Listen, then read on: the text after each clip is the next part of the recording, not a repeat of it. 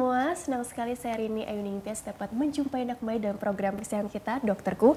Siarkan langsung dari studio El Sinta TV, 9,8 FM Fit Radio Bandung, dan 95,7 FM Fit Radio Semarang. Seperti biasa, selama 1 jam ke depan, kami akan menyajikan informasi seputar kesehatan Anda. Dengan tema kali ini, mengenai obesitas pada anak. Bagi Anda yang ingin bertanya langsung, silakan di 021 2520 666, atau bisa juga kirim pertanyaan Anda ke email kami di dokterku@yahoo.co.id. Dan pemirsa, kali ini kita kehadiran dengan Dr. RR Kartika Dwi Septining Tias SPA. Beliau adalah dokter spesialis anak di Rumah Sakit Tebet Jakarta. Kita sapa dulu Dr. Kartika yang sudah hadir di samping saya. Assalamualaikum warahmatullahi wabarakatuh. Dokter cantik, apa kabar? Waalaikumsalam warahmatullahi wabarakatuh. Mbak Rini, kabarnya? Selamat pagi. Alhamdulillah baik. Alhamdulillah baik gitu ya. Dokter senang deh ketemu dokter ya, karena auranya positif sekali gitu ya. Jadi bawaannya tuh happy gitu ya. Jadi hari ini kita bahas, amin gitu ya, tentang obesitas pada anak, Dok. Yang sepemahaman aku sih, obesitas itu kan menjadi masalah global begitu ya, Dok ya. Artinya nggak hanya orang dewasa, ternyata anak-anak dan remaja pun juga katanya gitu ya, banyak yang mengalaminya. Nah ini kabarnya kan kalau dibiarkan artinya tidak dicegah nih, tidak diubah pola hidupnya gitu ya, itu kan dikhawatirkannya kan kedepannya malah diprediksi akan meningkat gitu ya, Dok ya. Apalagi kan nih anak-anak remaja nih kan masa depan bangsa, tentunya kan harus dalam kondisi yang fit dong, yang bugar, yang artinya syukur-syukur nih berat badannya ideal nih, terhindar dari berbagai macam penyakit. Sebetulnya obesitas ini sendiri pada anak atau remaja, pengertiannya ini ada bedanya nggak sih dengan yang mungkin dialami oleh orang dewasa, dokter? Ya, baik Mbak Rini. Jadi memang benar ya, obesitas pada anak itu sekarang sudah menjadi tren masalah global. Tren ya? Ya, karena makin maju suatu bangsa biasanya memang diikuti oleh peningkatan laju ini ya, banyak anak dengan obesitasnya itu. Ya, obesitas pada anak dengan dewasa itu sebetulnya sama, cuma pengukurannya aja ya. Jadi definisinya itu adalah kelebihan lemak pada tubuh ya, dan dia bersifat kronis ya. Nah, dan itu terakumulasi ya sedemikian rupa sehingga dia menimbulkan dampak yang merugikan bagi kesehatan pada anak. Ya, kalau untuk kriteria diagnostiknya lagi, pemeriksaan fisiknya itu biasanya kita menggunakan pengukuran indeks massa tubuh.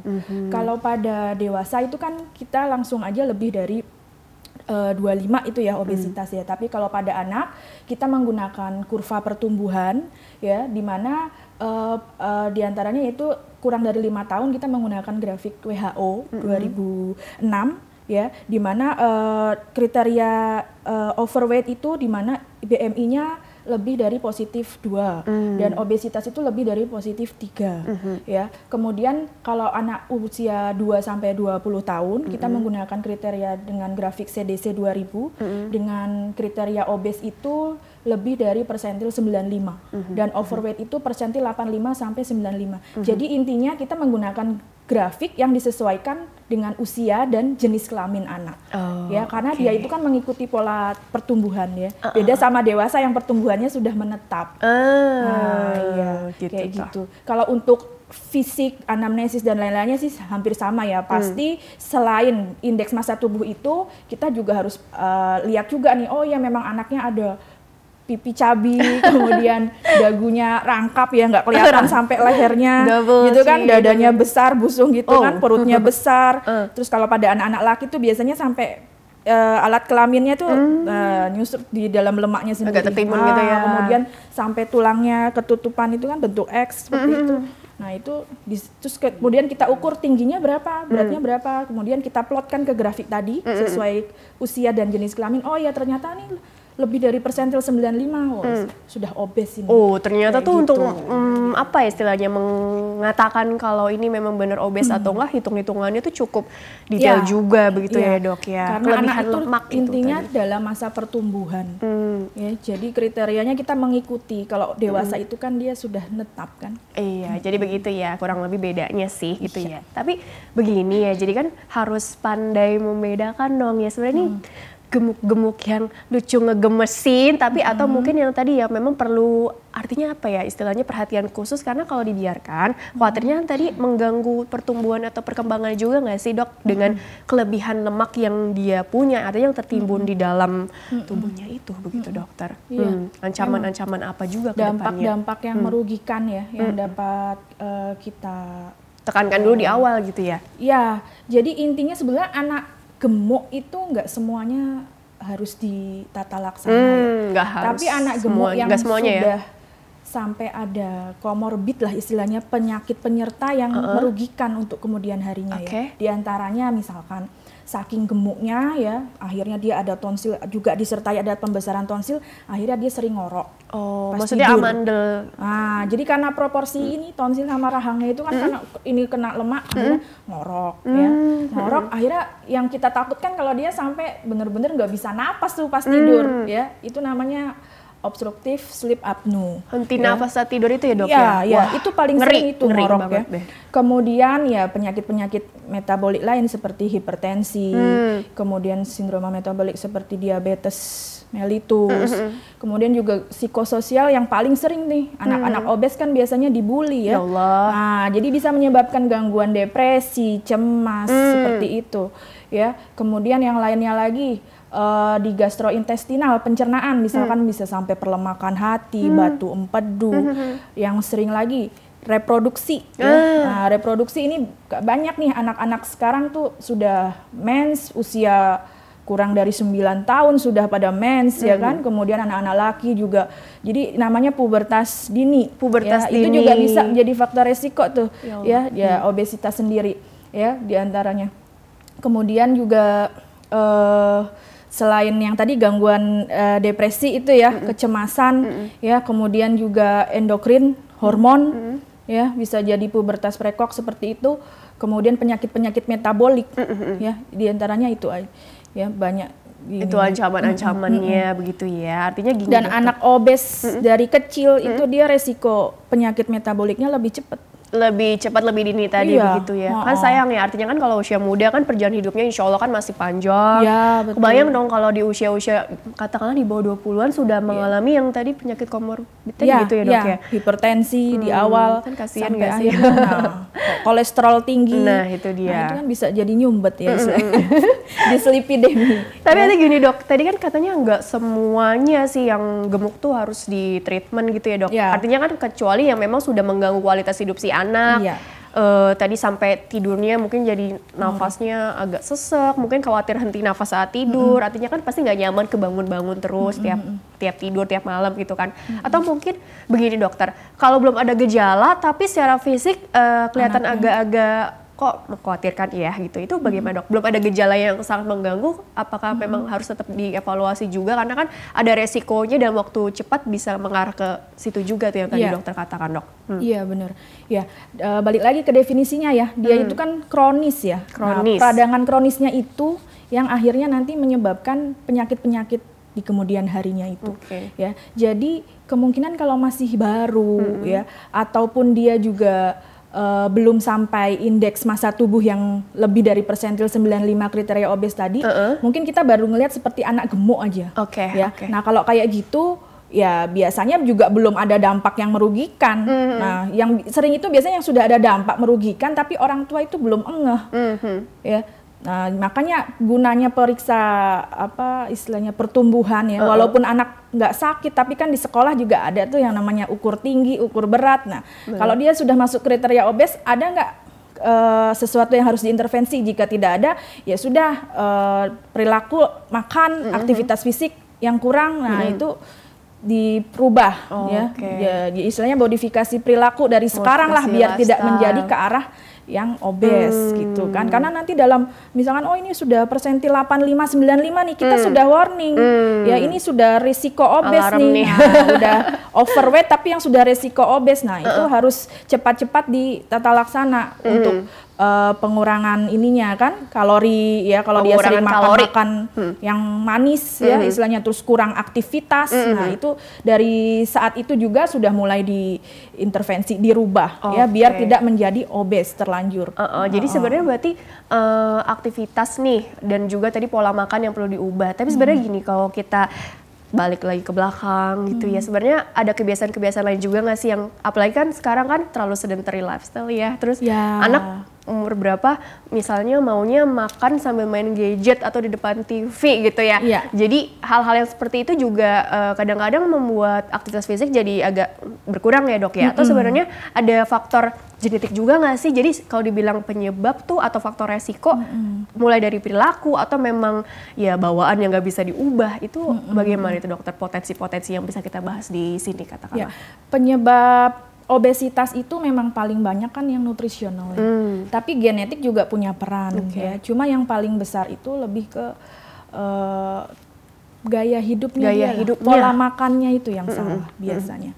Ya. Jadi kalau misalkan genetik, dia cuma apa ya, istilahnya dia memberikan role model gitu. Si orang tua nih udah gemuk-gemuk, gimana anaknya nggak ikut gemuk, karena setiap makan kue, manis-manis, makan coklat, terus jalan-jalan mampir ke junk food, jajan-jajan seperti anaknya kan ada di depan mata di mana juga ya, dikasih juga kan istilahnya. Nah, jadi genetik itu mungkin cuma seberapa persen ya, tapi lebih ke yang diturunkan kebiasaan dari orang tuanya. Bener-bener yang perlu diubah pelan-pelan.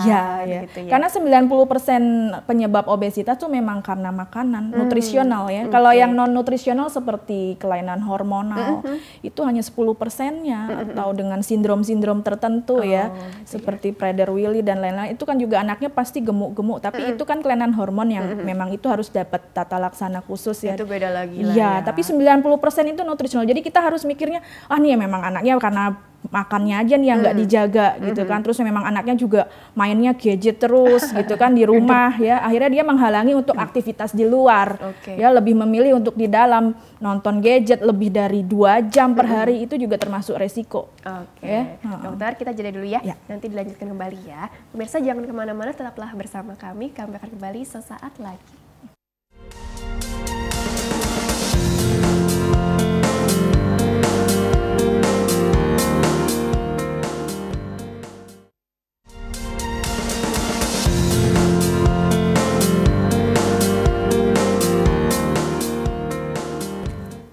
Ya pemirsa, terima kasih Anda masih bersama kami di program Dokterku, masih membahas mengenai obesitas pada anak bersama dengan Dr. RR Kartika Dwi Septining Tias SPA, dokter spesialis anak di Rumah Sakit Tebet, Jakarta. Dokter, dilanjutkan kembali ya.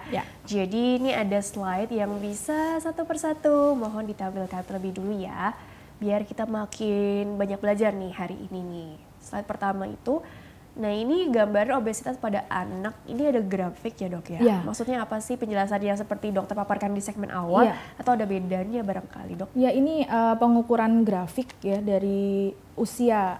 Jadi kan yang tadi saya bilang kalau pada dewasa dia terpatok hanya pada IMT lebih dari 25.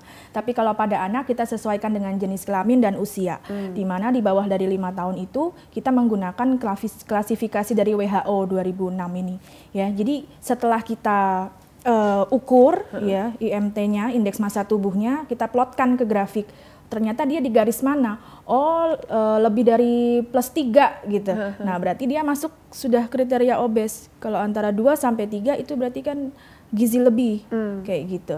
Ya, kemudian pada anak yang lebih besar lagi kita menggunakan dengan klasifikasi dari CDC tahun 2000 di mana obesitas itu dengan persentil lebih dari P95. Nah, itu grafiknya tuh yang di atas kuning itu yang saya berikan tanda panah. Jika dia indeks massa tubuhnya ada pada di atas garis itu, berarti dia masuk kriteria obes. Yang di bawah itu yang grafik garis X-nya itu usia, kemudian yang Y-nya itu dia IMT-nya. Gitu ya. Kalau orang dewasa tadi patokannya IMT aja, tapi kalau untuk kita harus sesuaikan grafiknya ada di mana berdasarkan usianya. Baik, coba kelamin, ya. Usia dan jenis kelamin ya. Baik, next slide please.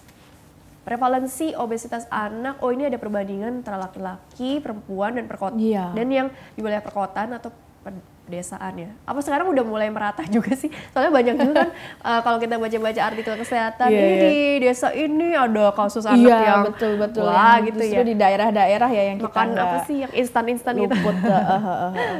Ya, jadi memang proporsi ini berdasarkan Riskesdas ya dari 2007 sampai 2018 sebenarnya ini menurun ya, tapi tetap kita harus pantau terus ya.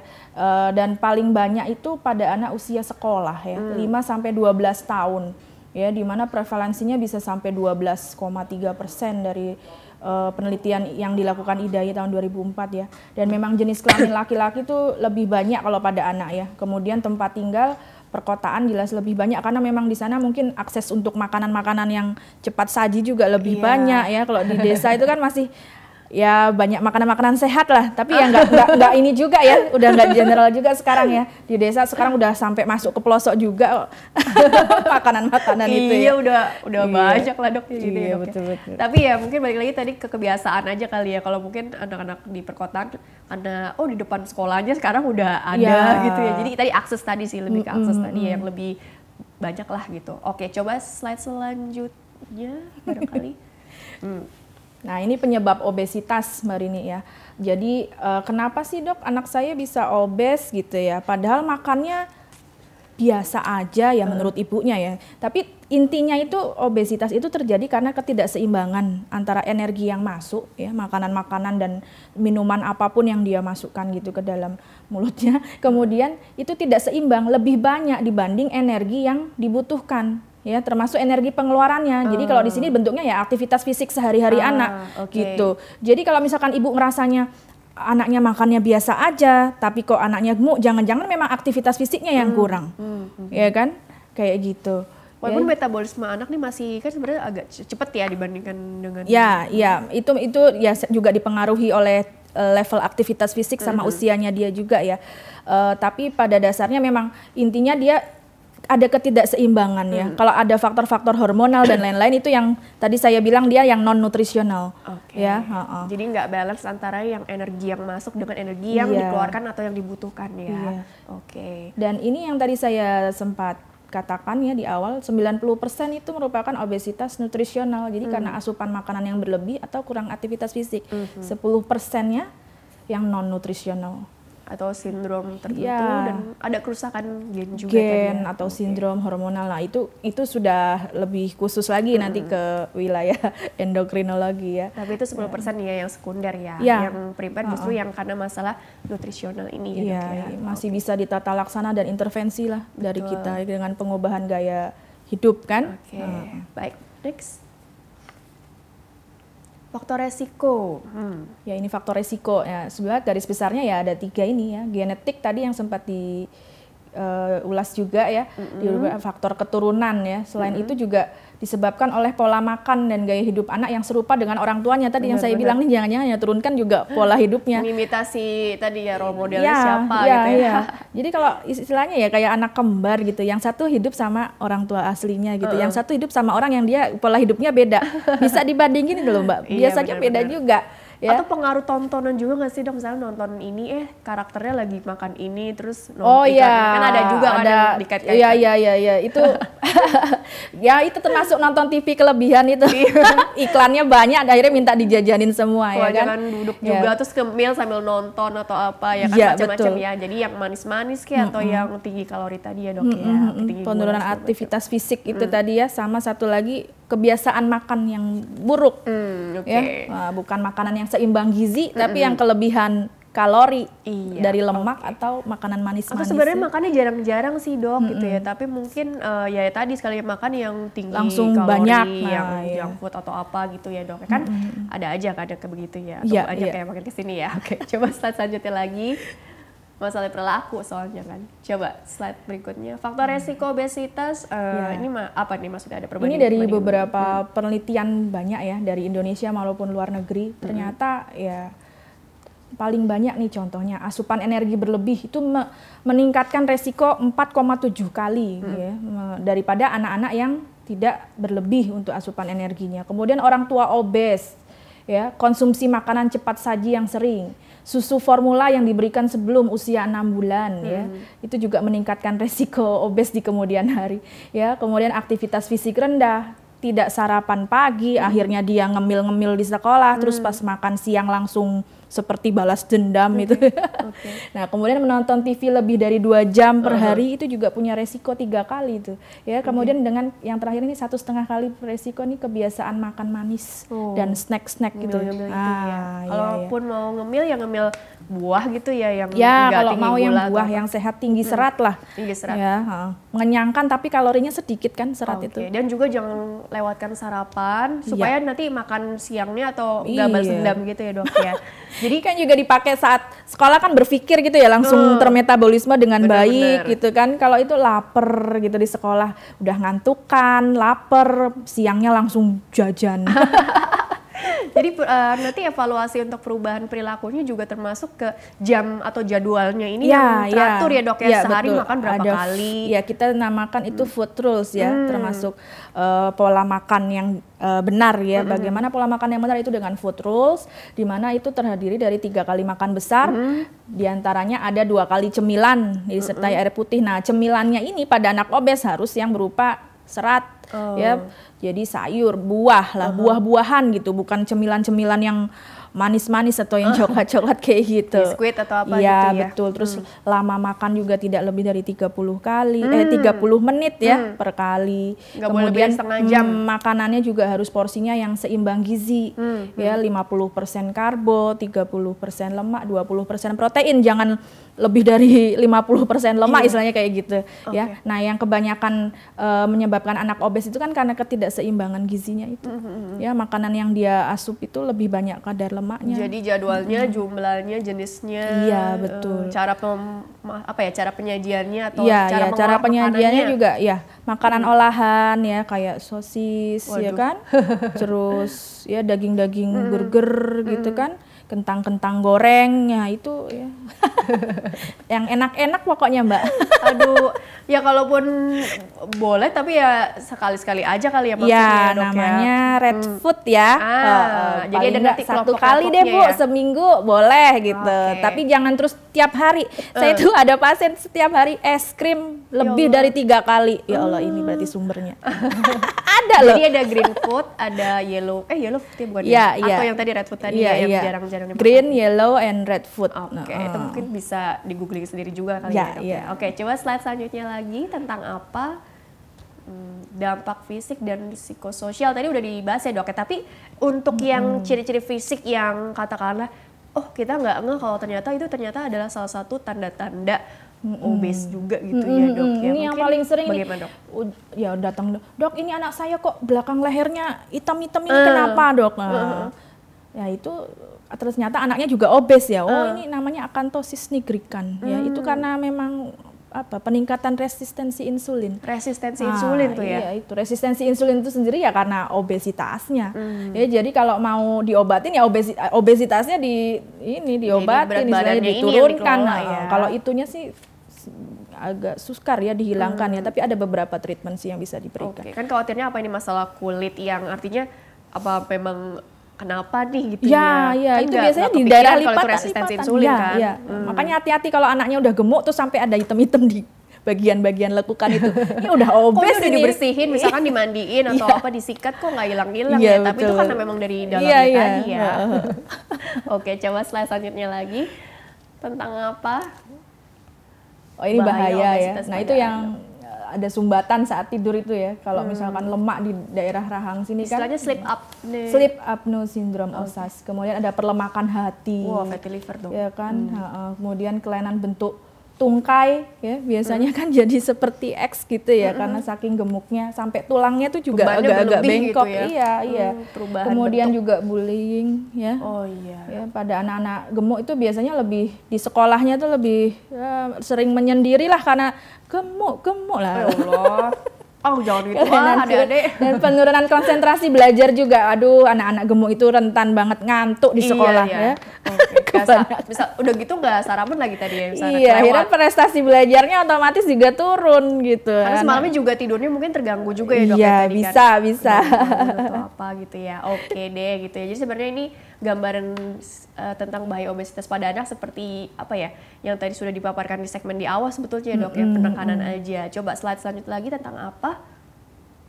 Penata laksana obesitas pada anak. Yang perlu digarisbesarkan tujuannya itu hambat laju kenaikan berat badan yang pesat. Ya, tapi kita tetap mempertimbangkan adanya tumbuh kembang pada anak. Jadi istilahnya kita mengurangi makan tapi bukan terus akhirnya anaknya jadi nggak tumbuh gitu. Ya, makanya yang diselektif lah istilahnya. Ya, kurangi asupan kalori ya. Kemudian tingkatkan keluaran energi seperti olahraga gitu ya, modifikasi perilaku anak ya, tentunya orang tua, guru di sekolah itu semua juga butuh dukungan dari situ semua ya, libatkan semua pihak sekolah ya. Jadi kalau dia berhasil menurunkan berat badan paling nggak kita kasih pujian lah, ya, kita kasih dorongan gitu. Dan kalau misalkan kita menemukan anak lagi dibullying, ya kita harus support dan nggak boleh seperti ini. Nah seperti itu tuh sangat ini sekali menentukan sekali ya untuk terapi anak-anak dengan obesitas. Oke, jadi begitu ya untuk seputar treatmentnya itu sendiri. Dokter, kita masuk ke pertanyaan dari email dulu ya. Ini ada pertanyaan dari email yang juga menarik untuk dibahas ya. Mungkin pengembangan dari materi yang dokter sampaikan sebelumnya ya. Jadi bagi pemirsa yang ingin bertanya seputar tema kita kali ini nih, seputar putra-putri Anda, silakan di 021-2520-36 atau juga kirim pertanyaan ke email kami di drkuelsinta@yahoo.co.id ya. Format lengkapnya di bawah ini, nama, usia anak Anda, serta alamat atau tempat tinggal, dan pertanyaan selengkap mungkin. Ini pertanyaan pertama dari email dulu ya, dari Novi, 29 tahun, Bekasi. Dokter, saya mau tanya masalah obesitas dan hormon pada anak perempuan. Sepupu saya itu usianya 9 tahun sudah dapat haid. Ini seperti yang sudah dokter sampaikan juga tadi ya. Dan perawakannya itu bongsor dibandingkan teman-teman seusianya. Pengertian bongsor itu juga nanti mungkin bisa dibahas ya dok ya. Malah sudah ada perubahan fisik seperti anak yang sudah remaja dokter. Apakah normal dok untuk haid yang terlalu cepat tersebut dan memang anaknya itu sedikit overweight? Mohon sedikit saran serta penjelasan ke depannya. Terima kasih. Pubertas dini ini sebenarnya bagaimana sih dok? Kan tadi sempat dibahas juga ya di awal ya. Iya. Nah, ini salah satu dampak yang ditimbulkan oleh adanya obesitas itu sendiri ya, sebetulnya kan peradangan kronis pada anak-anak dengan obesitas tadi, itu salah satunya bisa istilahnya mengganggu keseimbangan hormon pada tubuh. Ya, akhirnya salah satunya dampaknya itu ya pubertas dini. Ya, dimana kalau pada anak perempuan itu kurang dari 8 tahun sudah ada ciri-ciri perkembangan seks sekunder seperti pertumbuhan payudara, kemudian dia akhirnya sudah mens, menstruasi. Pada anak lain biasanya kan umur 12, 11 gitu ya, dia umur 8 tahun misalkan itu. Kalau pada laki-laki itu kurang dari 9 tahun sudah ada tanda-tanda seks sekunder ya, seperti jakun, kemudian suaranya sudah berubah. Nah, itu tuh sudah tanda-tanda pubertas dini ya, atau pubertas precox. Nah, itu karena ketidakseimbangan hormon ya. Ya kalau memang dibilang overweight, coba pastikan deh jangan-jangan beneran sudah obes nih ya. Dan itu penyebabnya ya karena makanan-makanan tadi yang paling, kalau orang awam tuh biasanya taunya oh nih karena makan ayam yang disuntik hormon. Nah, seperti itu contohnya ya. Nah, makanya makanan-makanan cepat saji yang dibilang itu hati-hati jangan kebanyakan makan itu, nanti akhirnya bisa jadi mens cepat gitu kan. Nah, itu kayak gitu. Nah, pentingnya ini kita harus dipastikan dulu nih jangan-jangan memang sudah ada kelainan hormon, jadi perlu ada tindak lanjut ke bagian endokrinologi anak lah ya, seperti cek hormon endokrinologi anak. Itu ada misalkan ketidakseimbangan hormon di reproduksi ya, estrogen, estradiol, testosteron seperti itu. Itu mesti dicek karena apa Mbak, istilahnya kalau memang dia harus dapat tata laksana, paling nggak kita mencegah penyakit yang nanti di masa depannya itu dia bisa jadi kanker ovarium, tumor otak seperti itu. Itu kan nanti kesananya seperti itu ya kalau memang dari awal sudah ada resiko gitu ya. Iya, dan yang tidak kalah pentingnya ya seperti gangguan dampak ke psikososialnya ya. Bayangkan anak umur 9 tahun kelas 4 SD ya, mungkin itu ya. Nah, itu sudah badannya sudah seperti anak remaja. Pasti kan dia kayak ada perasaan beda sendiri gitu dengan teman-teman yang lain. Pasti itu lambat laun akan bikin dia tambah depresi, ya enggak. Nah, yang kayak gitu-gitu yang harus kita pikirkan ya, karena kedepannya nanti jadinya mempengaruhi perkembangan anak juga di kemudian hari. Jadi intinya ya harus dipastikan ini memang ada obesitas dengan ada komorbid penyakit penyerta, misalkan sudah ada pubertas prekok ya kan, di pubertas dini ya kita konsulkan ke bagian, ada lebih baiknya itu dikonsulkan dulu lah ke bagian endokrin anak gitu ya, untuk memastikan dia tidak ada sesuatu yang bersifat berlebihan atau kekurangan yang akhirnya dia harus dapat terapi ya, karena nanti dampaknya efeknya ke depannya untuk mencegah penyakit-penyakit tadi, cancer di bagian reproduksi utamanya tuh ya. Udah gitu juga kita harus cepat-cepat tata laksana obesitasnya, karena apa? Sudah dengan penyakit komorbid kan tadi ya, obesitas yang disertai penyakit komorbid kita harus tata laksana segera dengan baik ya, agar nanti dampak psikisnya juga nggak sampai kebablasan ya, jadi anaknya nanti depresi malah jadi tambah ini. Nggak baik. Jadi begitu ya evaluasinya ya. Jadi sebenarnya gini dok, berarti ada kasus-kasus tertentu yang memang ini perlu ini nggak sih intervensi yang untuk masalah hormonalnya ini begitu ya dok? Karena memang harus sesuai dengan tadi kan ada apa sih grafik tuh disesuaikan dengan usia atau mungkin jenis kelamin tadi ya dok ya. Jadi kalau untuk usia segini harusnya sih begini gitu ya dok. Jadi ada patokan-patokannya yang memang harus mengikuti standarnya gitu ya. Nggak over, nggak yang under juga, ibaratnya begitu ya dok ya? Iya, ada idealnya. Idealnya kan di persentil 50 tadi itu. Ya kalau obes kan di atas persentil 95. Dan memang anak-anak dengan obesitas yang primer atau disebabkan karena nutrisional, dia itu memang punya perawakan yang bongsor-bongsor. Ya, karena memang istilahnya tinggi badan per usianya tuh lebih dari persentil 50 gitu. Ya itu yang khasnya pada nutrisional. Justru yang karena kelainan hormon biasanya ya dia malah ada kelainan tinggi badan gitu, istilahnya nggak normal, dan umur tulangnya juga nggak normal. Kalau anak-anak yang karena nutrisional umur tulangnya normal tapi anaknya bongsor-bongsor karena memang kan istilahnya growth hormonnya beda gitu. Tapi kalau untuk evaluasi tadi pola makan yang tadi tinggi lemak juga atau bagaimana jadi bagian juga dok yang fokus utamanya juga atau bagaimana dok? Hindari makanannya itu. Pengaruh nggak sih dok untuk kan biasanya kan kalau yang tinggi lemak tuh ada kaitannya nih untuk ke masalah hormonal nih biasanya. Ya intinya kalau tinggi kalori banyak lemak itu kan nanti jadi sel-sel lemak itu nanti istilahnya ya dia itu jadi menyebabkan peradangan kronis gitu di dalam tubuh. Nah peradangan kronis ini bisa di semua sel ini ya, bisa di pembuluh darah jadi penebalan apa istilahnya tuh tunika intima gitu ya istilahnya gitu. Kemudian di sel-sel lemak, nah itu dia bisa jadi juga penumpukan lemaknya jadi lebih banyak fat. Terus kemudian di hati jadi fatty liver. Kemudian di otak itu juga bisa bikin depresi loh. Ya jadi itu peradangan kronisnya itu yang akhirnya pengertian peradangan kronis berarti kan ini proses yang terus berlanjut progresif gitu ya dok ya. Sedikit tapi terus. Ya istilahnya kayak ya merusak lah istilahnya gitu. Belum lagi apa sih kalau di jantung tuh ada penumpukan plak-plak, di pembuluh darah, macam-macam gitu ya dok ya. Nah kalau yang di bidang pubertas prekok ini ya dia jadinya mengacaukan hormonal. Gitu ya. Ini berarti perlu dievaluasi ya. Jadi cari tahu dulu apakah ini kan tadi menurutnya overweight ya, apa jangan-jangan udah masuk ke obes atau apa gitu ya. Sayang nggak dijelaskan ya ini tinggi badan, berat badan. Nah itu ada pentingnya diperiksakan ke dokter anak coba ya, dipastikan.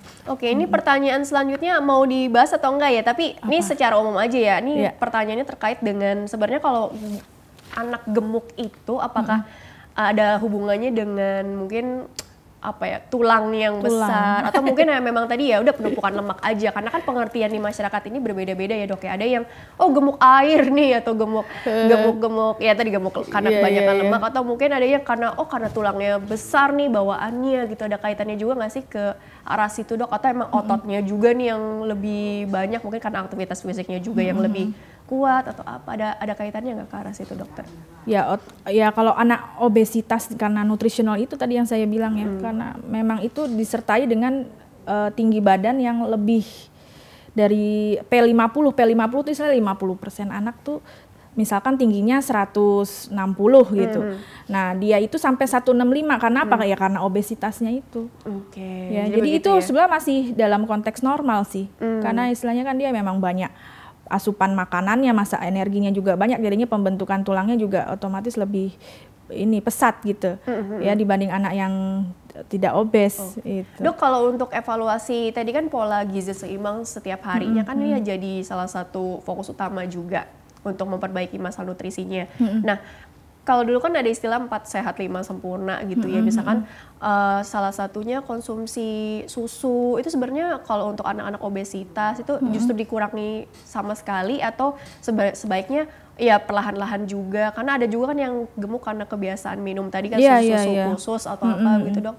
Bagaimana, apa yang diarahkan ke yang low fat atau bagaimana? Ya, kalau konsumsi susu harian pada anak, sebenarnya aduh anak saya gemuk nih, udah nggak boleh minum susu, ya enggak. Tetap tadi poinnya anak butuh tumbuh kembang ya. Gitu. Jadi asupan susu ya boleh tetap diberikan gitu, tapi jangan jadikan dia yang utama ya. Misalkan nih saya pernah ada pasien itu dia gemuk karena apa? Minum susu kemasan itu.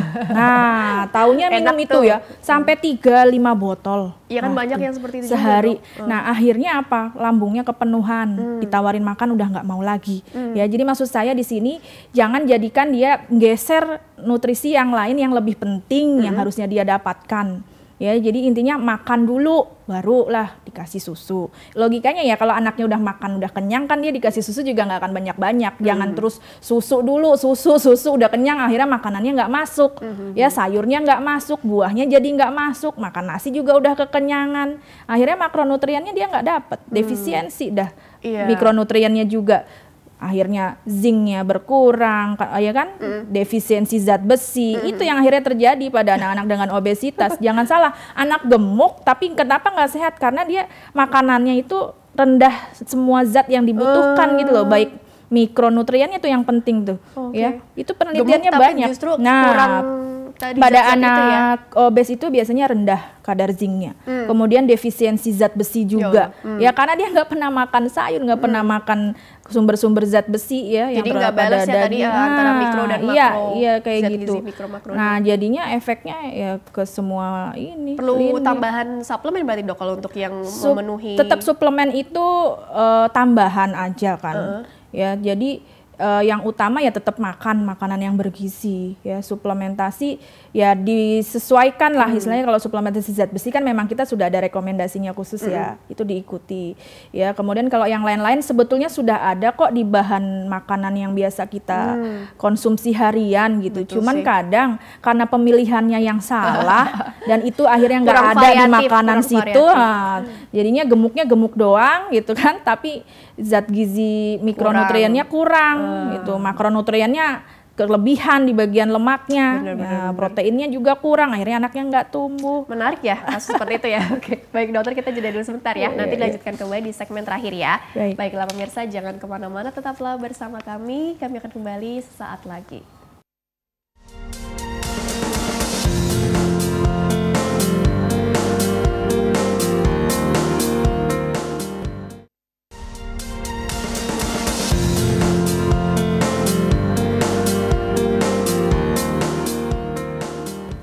Ya pemirsa, terima kasih Anda masih bersama kami di program Dokterku, masih membahas mengenai obesitas pada anak bersama dengan Dr. RR Kartika Dwi Septining Tias SPA, dokter spesialis anak dari Rumah Sakit Tebet Jakarta. Dan dokter dilanjutkan kembali ya. Mengenai sekarang tips untuk tadi kan untuk mengatasi masalah nutrisi tentunya kan perubahan pola makan, terus juga peran orang tua udah pasti ya, karena kan siapa lagi kalau bukan orang tua atau caregivernya barangkali. Nah, ini untuk sekarang menumbuhkan kesadaran juga nih, motivasi yang kan anak nih biasanya kalau harus menurunkan berat badan nih, kalau untuk alasan kesehatan nih kayak apa nih, atau mungkin untuk masalah psikososial lainnya juga dia perlu dikasih tahu juga nih apa efek-efeknya nanti kalau kamu katakanlah bisa dibilang nih berat badannya nggak turun-turun nih gitu ya. Jadi sebenarnya untuk peningkatan aktivitas fisiknya apa sih yang bisa orang tua kasih apa ya contoh lah barangkali hal-hal sepele barangkali yang sebenarnya nggak kepikiran, tapi ini justru malah kalau dirutinkan malah bagus untuk mungkin pembakaran lemaknya atau apa begitu dokter? Ya. Jadi adanya pengurangan kalori itu bisa menurunkan berat badan, tapi kalau ditambah dengan aktivitas fisik jelas lebih signifikan. Makanya di sini aktivitas fisik sangat benar-benar dianjurkan untuk anak-anak dengan obesitas ya, dalam rangka menurunkan berat badannya. ya. Aktivitas fisik yang seperti apa dok istilahnya gitu ya, berarti yang tingkatnya yang levelnya istilahnya moderate ya, jadi udah moderate nih, udah bukan moderate yang... itu jadi dia menggunakan seluruh kekuatan ototnya tuh. Ya, jadi seperti contohnya berenang, nah itu kan dari tangan sampai kaki semua gerak tuh ya. Terus bersepeda, nah, kalau anak-anak wanita itu coba dileskan menari. Asik. Ya kan, nah, atau olahraga karate atau apa, nah pokoknya kita biasakan aktivitas fisik yang terutama di luar ya.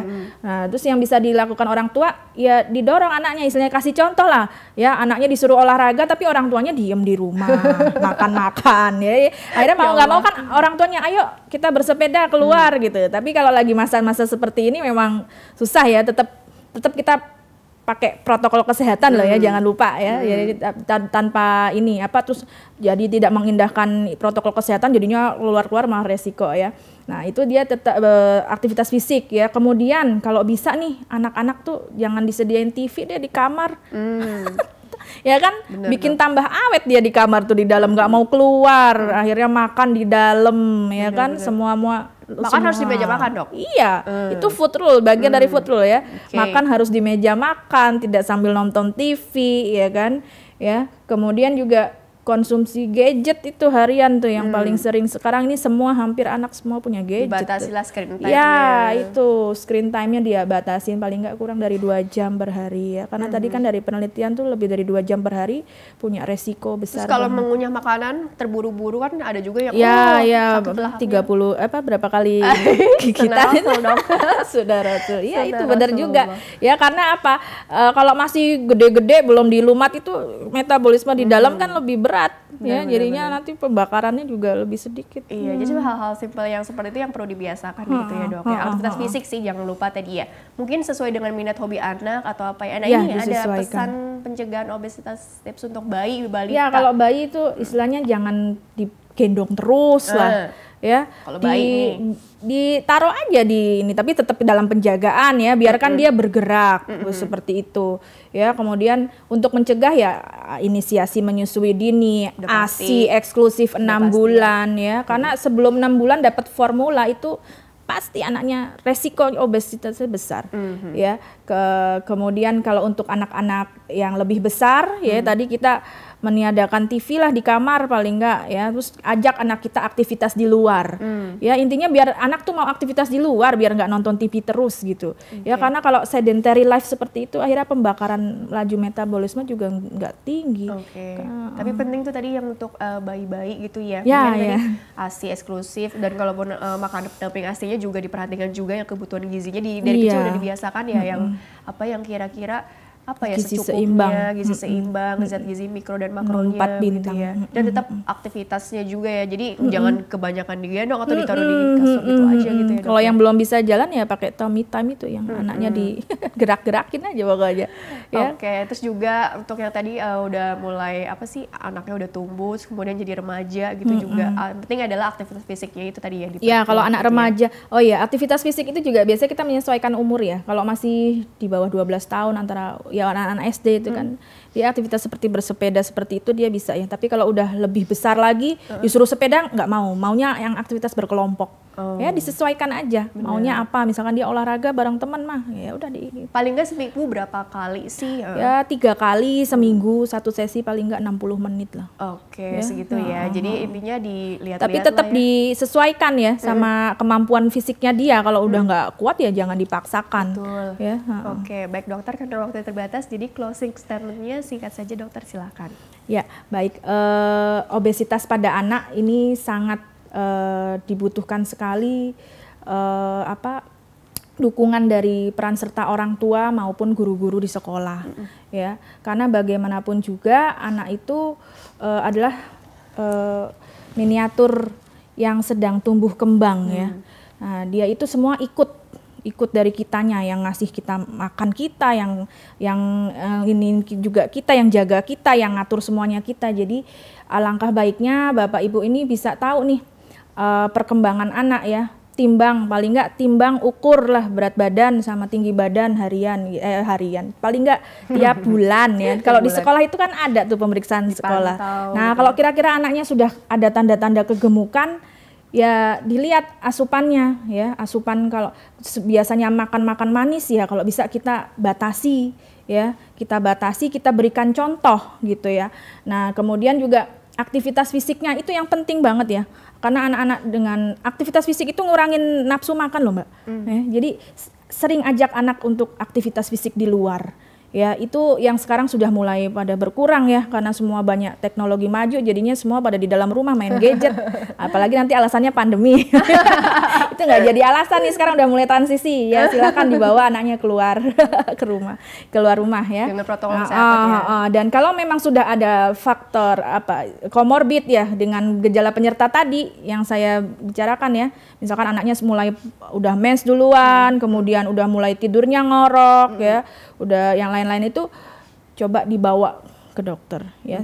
Itu yang benar-benar harus ditata laksana cepat ya, karena kalau tidak dia akan membahayakan di kemudian harinya. Tapi tetap dalam prosesnya harus apa ya, jangan memaksakan harus begini targetnya dalam waktu ya cepat. Semuanya ada kita punya guideline-nya ya. Jadi misalkan pengurangan kalorinya 200 sampai 500 kalori hariannya. Kemudian pengurangan berat badannya juga nggak boleh lebih dari setengah. Ya, kita targetnya ya setengah kilogram aja per minggu. Dan target berat badannya harus 20% di atas berat badan ideal.